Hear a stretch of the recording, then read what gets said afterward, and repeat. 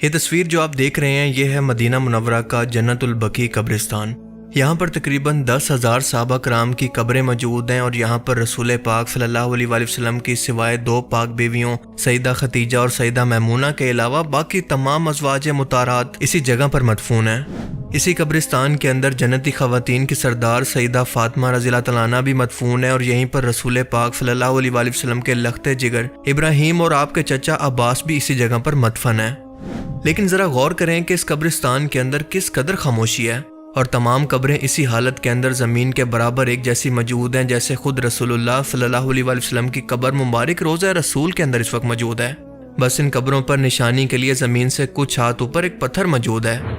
ایسا اس لیے ہے کیونکہ یہی اللہ کا دین ہے جو اللہ کے رسول اس امت کے لیے لے کر آئے تھے، اور اسی لیے آپ دیکھیں گے کہ نہ تو اس قبرستان کے اندر کوئی دربار بنا ہوا ہے، نہ کوئی مزار، نہ کوئی گنبد، نہ کوئی سالانہ عرس ہوتا ہے، نہ ڈھول کی تھاپ پر بھنگ اور چرس پی کر رقص ہوتے ہیں، نہ عورتیں بال کھول کر مردوں کے سامنے نیم برہنہ ہو کر ناچتی نظر آتی ہیں، نہ تو مرید الٹے لٹک کر کوئی کرتب دکھاتے ہیں، اور نہ کوئی رنگ برنگے جھنڈے یہاں پر موجود ہیں، نہ یہاں پر چندوں اور نذرانوں کے ڈبے جگہ جگہ پر نظر آتے ہیں، اور نہ چادروں کی صورت اور چڑاموں کی صورت پیسوں کو ضائع کیا جاتا ہے، اور نہ یہاں پر بدبو سے بھرے پھٹے ہوئے کپڑوں کے ساتھ نماز چھوڑ کر بھیک مانگتے ہوئے ملنگ نظر آتے ہیں، نہ ہی یہاں پر قبروں کو سجدے ہوتے ہیں، نہ منتیں مرادیں مانگی جاتی ہیں، نہ کوئی کیڑے مکوڑوں کی طرح رینگ کر دربار پر آتا ہے، نہ ہی امیر کی قبر پکی اور غریب کی کچی ہے، سب کی قبریں ایک جیسی ہیں، اور نہ ہی یہاں پر کوئی نئی نئی بدعات اور خرافات نظر آتی ہیں۔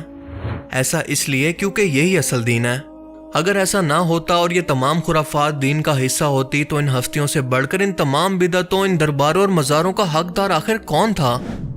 تو پھر سوچیں کہ آج یہ کون لوگ ہیں جو کہ خود کو کہتے تو مسلمان ہیں لیکن انہیں توحید کی بنیاد تک کا نہیں پتا، جو آج یہ کہتے ہیں کہ ہماری لاج رکھنا، ہمارے تمام کام کرنا اور ہمارے اوپر سے مصیبت کو ٹال دینا ان کے مطابق سب سے بڑے مددگار یعنی شیخ عبد القادر جیلانی کے ذمے اولاد دینا، مردوں کو زندہ کرنا، ان کو موت دینا، فائدہ اور نقصان پہنچانا، غیب کی باتیں جاننا، یہ سب کچھ ان کی کرامتیں ہیں۔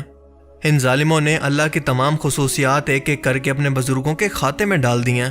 اگر شرک اس کو نہیں کہتے تو پھر کہتے کس کو ہیں؟ ہماری لاج کس کے ہاتھ ہے بغداد والے کے، ہماری لاج کس کے ہاتھ ہے بغداد والے کے، مصیبت ڈال دینا کام کس کا، غوث اعظم کا۔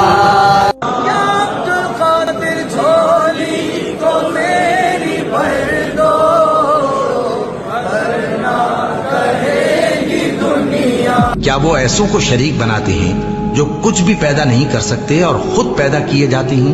دیکھیں، اگر دنیا میں بھی کوئی عورت اپنے مرد سے بے وفائی کرے تو آپ مرد ہو کر یہ برداشت نہیں کر سکتے کہ کوئی میرا ہو کر کسی اور کو اپنی محبت کے اندر شریک کرے، تو اللہ کی ذات کے بارے میں سوچیں کہ وہ کتنی غیرت مند ہے۔ وہ بھلا کیسے برداشت کر سکتی ہے کہ میں نے ہزاروں سال تک ان انسانوں کی ہدایت کے لیے پیغمبر اور رسول بھیجے، کتابیں بھیجی، معجزات ظاہر کیے، اور نافرمانی کرنے پر آنے والے عذاب سے پہلے ان کو ڈرا کر بتا دیا کہ مستقبل میں نافرمانی کا یہ انجام ہوگا۔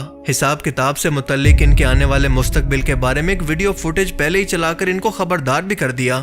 اب بھلا اس سے بڑھ کر اللہ کی ذات انسانوں کو کیسے سمجھاتی؟ لیکن پھر بھی یہ لوگ ہیں کہ شیطان کے پیچھے چل پڑے ہیں، اور اسی لیے اللہ قیامت کے دن یہ فرمائے گا کہ یہ لوگ تو میرے ہیں ہی نہیں، کیونکہ جس شیطان کے پیچھے یہ ساری عمر چلتے رہے یہ لوگ اسی شیطان کے ہیں۔ اور اس شیطان کے بارے میں بیان ہوتا ہے کہ وہ جہنم کے اندر آخری بار جب ان مشرکوں اور کافروں سے بات کرے گا تو کہے گا کہ میرا تم پر کوئی زور زبردستی نہیں تھی، تم لوگ اپنی مرضی کے مالک تھے، میں تو بس تمہیں وسوسے ڈالا کرتا تھا یا پھر مشورے دیتا تھا، جو کچھ بھی کیا تم نے خود اپنے ساتھ کیا، لہٰذا آج کے دن تم لوگ مجھے ملامت نہ کرو بلکہ خود کو کرو، میں نے اپنا کام کیا اور تم نے اپنا۔ کہتے ہیں کہ جہالت جتنی گہری ہوتی جائے اس جہالت سے جگانے والا شخص اس جاہل کو اتنا ہی برا لگتا ہے، اور آج یہی حال ان قبر پرستوں اور آج کل شیعہ کے اندر گھوڑوں سے بھی مدد مانگنے تک پہنچ چکا ہے۔ جو 11ویں والے کو اپنا پیر مانتے ہیں نا، وہی آج کمنٹ میں لکھیں گے یا غوث المدد۔ میرے دوستو، سندھ میں ایک ایسا تجربہ ہے جس کو ہم کہتے ہیں یہ گھڑیال پیر ہے۔ مطلب یہاں آپ اپنی گھڑی دے کے جاؤ اور آپ اپنی دعائیں منتیں مانگو، جو بھی ماننی ہے آپ کی پوری ہوگی۔ یہ ہے گھڑیال پیر۔ یہ دیکھیں ہر جگہ آپ کو گھڑیاں نظر آ رہی ہیں، یہ دیکھیں۔ ناظرین، ابھی آپ جس مزار شریف کی زیارت کر رہے ہیں، یہاں کی زندہ کرامت یہ ہے کہ سینکڑوں سالوں سے آج تک اس مزار شریف کے اندر سے پانی نکلتا ہے۔ جی بات بھی کرتے ہیں کہ ہماری السلام علیکم یا امام حسین علیہ السلام، بی بی سکینہ کا واسطہ میری پروردگار میری مشکل احسان کرو، میری بچی کو تندرستی دے دیں، صحت دے دیں۔ ਇਹਦੇ ਥੱਲੋਂ ਅਕੀਦੇ ਦੇ ਤੌਰ ਤੇ ਲੋਕੀ ਲੰਘਦੇ ਨੇ, ਉਹ ਕੀ ਹੁੰਦੀ ਹੈ, ਕੀ ਚੀਜ਼? ਸ਼ਿਫਾ ਵਗੈਰਾ ਸਾਡਾ ਤੇ ਕੀਤਾ ਕਿ ਸਾਡੇ ਬੱਚਾ ਕੋਈ ਬਿਮਾਰ ਹੋਵੇ, ਕੋਈ ਵੱਡਾ ਬਿਮਾਰ ਹੋਵੇ, ਅਸੀਂ ਉਹ ਥੱਲੇ ਲੰਘਾਉਂਦੇ ਹਾਂ, ਮੌਲਾ ਨੂੰ ਸ਼ਿਫਾ। हालत ये हो चुकी है कि ये लोग इसे कोई रस्म या बिदत नहीं कहते बल्कि दीन का हिस्सा बना चुके हैं, जिस पर बात करना इनके नज़दीक दीन इस्लाम की तौहीन है। जबकि हकीकत ये है कि इस्लाम का जब यही चेहरा गैर मुस्लिमों तक पहुंचता है तो वो मुसलमानों का मजाक उड़ाते हुए कहते हैं कि मुशरिको, हम लोग कम से कम तुमसे तो बेहतर हैं कि सिर्फ एक खुदा और इसके बेटे को रब मानते हैं, लेकिन तुम तो जो कब्र देखते हो इसके आगे गिरकर सजदे शुरू कर देते हो।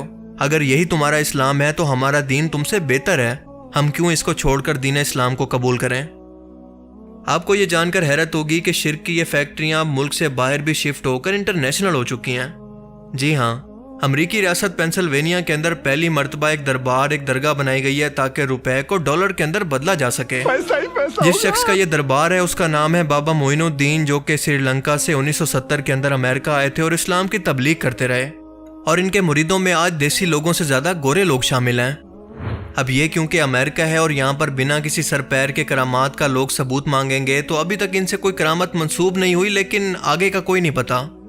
इन बुजुर्ग ने इस्लाम की यहाँ पर तबलीग की थी या नहीं इसका तो हमें नहीं पता, लेकिन जो इस्लाम ये दरबार बनाकर इन गोरों के सामने पेश कर रहे हैं, यकीनन ये दीन की तबलीग तो नहीं बल्कि तौहीन कर रहे हैं। क्योंकि अगर इस बुजुर्ग ने ऐसा किया था तो इनकी तालीमात को फॉलो करना चाहिए या फिर इनका दरबार बनाकर इसकी पूजा। ये सब कुछ दरअसल शिर्क के अड्डे हैं जिनको प्रमोट किया जा रहा है, जिनका दीन इस्लाम से कोई ताल्लुक नहीं। इन कब्र परस्तों को मस्जिद के अंदर जाकर इतनी खुशी नहीं होती जितना दरबार को देखकर होती है। बाहर मुल्क जाकर भी ये लोग जब तक कोई दरबार ना देखें तो इनका जिस्म ऐसे टूटने लगता है जैसे नशा ना मिलने की वजह से जिस्म की हालत होती है। अल्लाह ताला से दुआ है कि इन लोगों के नसीब के अंदर अगर हिदायत है तो मौत से पहले पहले इनको हिदायत नसीब फरमाए। अल्लाह ताला हमें भी समझने की और नेक अमल करने की तौफीक अता फरमाए, आमीन। अल्लाह क्या नहीं पूछा जाएगा उर्स किया था कि नहीं, अल्लाह क्या नहीं पूछा जाएगा चादर चढ़ाया था कि नहीं, अल्लाह क्या नहीं पूछा जाएगा ताजिया बनाया था कि नहीं, अल्लाह क्या नहीं पूछा जाएगा नियाज फातिहा किया था कि नहीं। साफ साफ सुनो, और मैं सुन्नी इब्ने सुन्नी बोल रहा हूं, टुन्नी वाला काम नहीं, सुन्नी वाला काम। इसमें से एक बात अल्लाह के यहाँ नहीं पूछी जाएगी। ख्वाजा साहब के यहाँ कितने बार गए थे, कभी नहीं पूछा जाएगा। एक मजार पे एक चादर चढ़ाया था या 1000, बिल्कुल नहीं पूछा जाएगा। पीर साहब का हाथ पैर चूमा था कि नहीं, बिल्कुल नहीं पूछा जाएगा। उनको नजराना शुक्राना देकर राजी किया था कि नहीं, बिल्कुल नहीं पूछा जाएगा। तो फिर पूछा क्या जाएगा? पूछा जाएगा तो ये पूछा जाएगा तुमने नमाज पढ़ा था या नहीं। जो काम बिल्कुल जरूरी है उसे गैर जरूरी समझ लिया मुसलमानों ने, और जिस काम के बारे में कोई पूछगछ नहीं है उसको फर्ज समझ के ये कौम कर रही है। बाकी आप इस बारे में क्या सोचते हैं, अपनी कीमती राय का इज़हार कमेंट सेक्शन में ज़रूर करें। Thanks for watching this video. अल्लाह हाफिज़।